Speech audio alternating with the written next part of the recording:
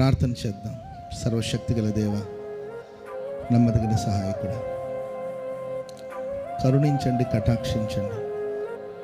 కోపిస్తూనే వాత్సల్యతను చూపే దేవుడు స్వామి, మీరే జ్ఞాపకం చేసుకుని కేరళ పరిసర ప్రాంతానంతా మీరు ఇస్తున్న వరదలు ఆగిపోవాలి.